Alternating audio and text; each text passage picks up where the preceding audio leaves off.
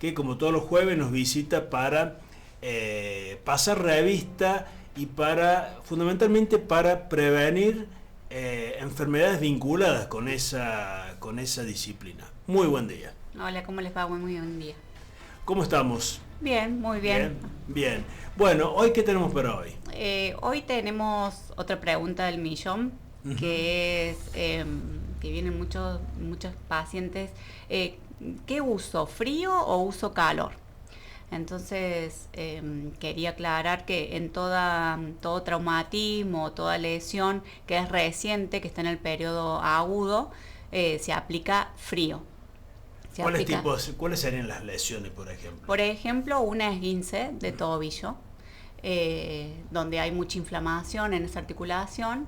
Entonces se indica frío, 15 minutos de frío, que no tiene que ser directo porque el frío quema la piel, tiene que ser con una toalla, alguna tela que no contacte directo con la piel, y se pone cada 2 horas, siempre y cuando lógicamente esté muy inflamado, porque lo que hace el frío principalmente es desinflamar, porque genera una vasoconstricción y aliviar el dolor. Como que anestesia un poquito la zona. Ya cuando la lesión ya ha pasado el periodo agudo, sí usamos el calor, que el calor hace un efecto relajante y como hace una vasodilatación, genera nutrición en el tejido, entonces ya mejora. Sobre todo en los casos de calambre, de espasmo muscular, de contractura, el calor es lo que va a relajar y va a aliviar. Entonces, para que quede claro, casi siempre se usa frío primero y después ya sí usamos el calor. Ya sea calor superficial, nosotros usamos la lámpara de infrarrojo que genera un calor superficial, y si no, si necesitamos un calor más profundo porque hay un espasmo muscular o una contractura de músculos más profundos, usamos la onda corta, que es un aparato que genera calor profundo. Y en el caso para frío solemos usar los Colpack, que es como un sobrecito, como un paquetito que tiene un gel adentro que se pone en la heladera, en el congelador. Entonces eso, que la mayoría de las casas tendrían que tener algún... Sí, en casa tenemos eso. Claro, porque te salva por ahí ante cualquier lesión o golpe. Por ahí lógico que hay casos, no todos, pero hay casos donde no es bueno desenmascarar la inflamación. Ya nos vamos a, por ejemplo, en algún caso de que tengan inflamada la vesícula, más vale que ahí no vamos a poner hielo porque no es bueno enmascarar la inflamación, justamente para que el médico pueda evaluarlo bien. Pero en la mayoría de estos traumatismos sí, se usa el frío. Incluso, no sé si han visto que los jugadores de fútbol, es tanto el estrés que sufren sus articulaciones y sus músculos después de los partidos, que usan la crioterapia, que se sumergen directamente en agua helada y en hielo, porque eso, bueno, justamente les desinflama todo el cuerpo. Ah, no, eso no sabía que se hacía. Sí. ¿Y eso en hielo? El hielo, exactamente, son como bañeras llenas de hielo que están a una temperatura. Siempre el jugador se lo empieza a adaptar para eso, no es que de golpe se lo empieza a adaptar, y una vez que ya su cuerpo está acostumbrado a esa terapia, puede estar más tiempo. Por ejemplo, yo hice un posgrado de prevención de lesiones deportivas en el Club Belgrano hace muchos años, y ahí lo usan a las bañeras de hielo y les da buenos resultados. Esto también está inscrito en lo que, por ejemplo, muchas veces gente que va al gimnasio y que va al gimnasio por primera vez en mucho tiempo, o que va al gimnasio por primera vez y salen totalmente doloridos. ¿Cuál es lo que se recomienda en esos casos? En esos casos el reposo, y también se puede usar un gel criógeno que usamos nosotros, que es un gel que tiene un efecto frío, que dura un ratito, no dura mucho, depende. Yo uso uno que es bastante intenso y te te hiela el hueso, pero si no son dentro de todo son suaves y va a calmar y aliviar.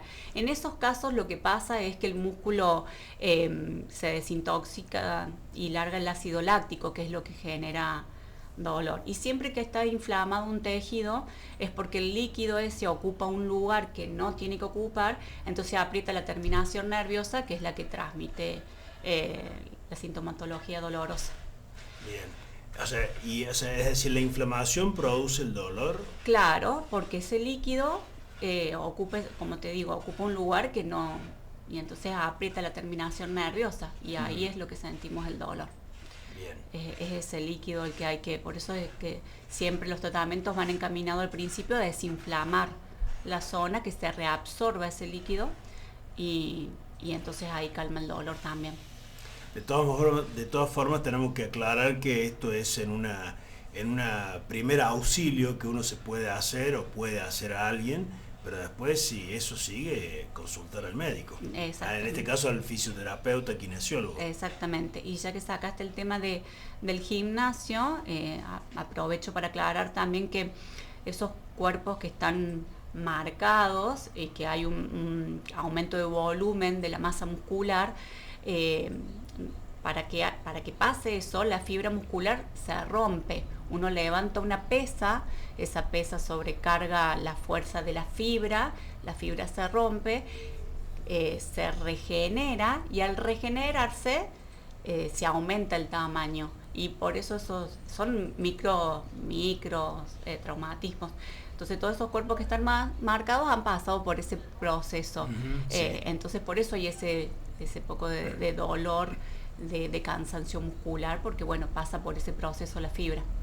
Eso es al principio, porque llega un momento que uno se adapta Sí, llega un momento que ya la fibra, salvo que uno tome ya después algún anabólico, tome proteína o más, y entonces ya pasa por otro mecanismo metabólico, digamos. Pero sí, si no es al principio sobre todo. Eso lo vamos a consultar con la nutricionista, el tema del consumo anabólico. Que cada vez está más la creatinina, ahora cada vez se consumen más cosas, está muy en auge el tema del magnesio. Bueno, el magnesio tiene muchas propiedades, hay distintos tipos de magnesio, pero sobre todo para mejorar el descanso nocturno. Entonces sí, está en auge todo estos. A mí lo que me han dicho que la mejor terapia para modelar el cuerpo es trabajar. Sí, es moverse, el movimiento. El movimiento es salud, siempre. Bueno, y aprovechando vamos a hilar el otro tema que traje para hoy, que es la artrosis y la artritis. Justamente la artrosis duele con el movimiento, es una patología degenerativa, crónica, que lo que va generando generalmente por un sobreuso de la articulación, genera un desgaste del cartílago. El cartílago recubre el hueso, la extremidad del hueso, y lamentablemente estas enfermedades van desgastando y bueno, ahí es donde se ocasiona el dolor y el roce de hueso con hueso. Por eso lamentablemente no tiene cura y en la mayoría de los casos, en casos de gonartrosis, que es artrosis de rodilla, o de artrosis de cadera, se llega a la cirugía, por eso reemplazan con una prótesis y eso alivia y hace que el paciente tenga una calidad de vida mejor.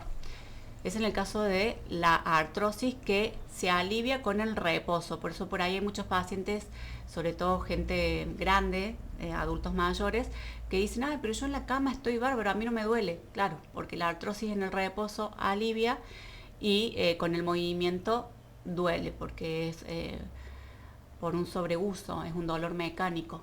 ¿Y eso se puede prevenir? O sea, no se puede curar, pero se puede prevenir. Se puede prevenir, por ejemplo, una de las cosas es el sobrepeso.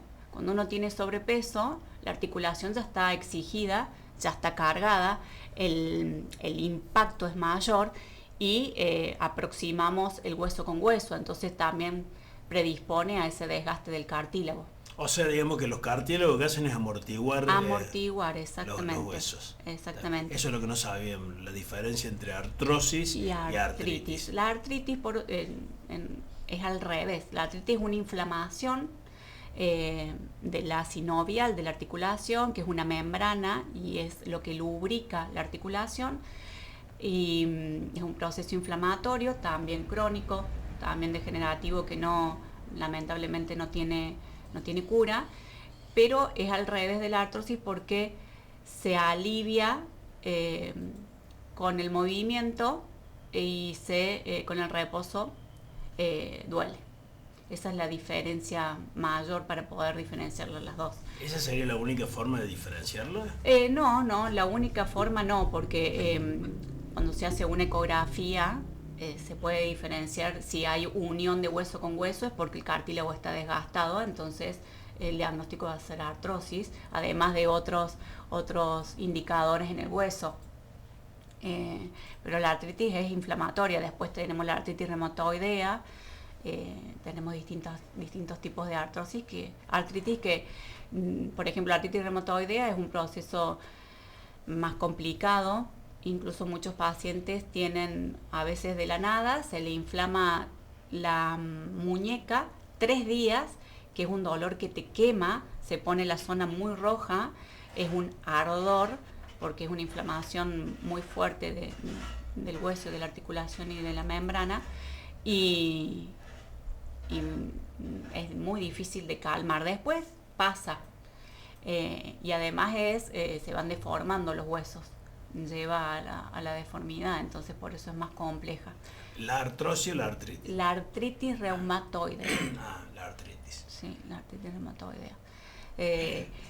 Lamentablemente cada vez aparecen más jóvenes. Antes el promedio era los 50 años, después de los 50 años, porque como te digo, es degenerativa, es con un desgaste del cuerpo y de las articulaciones.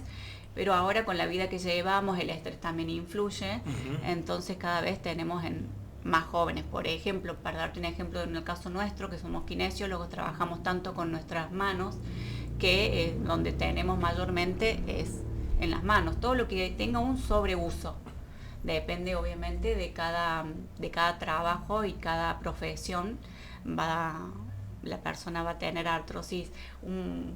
Una persona que se agacha y que carga pesos con sus rodillas va a tener en las rodillas más predisposición a estas patologías. ¿Y además la herencia genética también influye? También influye, sí. No está comprobado que realmente haya que sea una causa, pero también influye, sí. Más que todo es el estilo de vida. Bien. El estilo de vida, pero la mayoría de las personas lamentablemente no zafamos de estas patologías degenerativas, de estos achaques, porque cargamos mucho el cuerpo. Nos damos cuenta de grandes todo lo que hicimos con nuestro propio cuerpo. Bien. Bueno, está bueno, digamos, saberlo, conocer todas estas diferencias, estas patologías que podemos experimentar. Y lo importante es siempre consultar a un profesional para que nos guíen, para ver de qué manera podemos, si no curarnos, por lo menos amortiguar esta patología. Exactamente, tratar de por lo menos mantener la mejor calidad del cuerpo con hábitos saludables para tratar de que aparezcan en la vejez lo más tarde posible. Tal cual. Sí. Bueno, muchísimas gracias por haber venido. Nos veremos la semana próxima. Perfecto, que anden muy bien. Muy bien, vamos a continuar con F5 y vamos entrando en la parte folclórica del programa.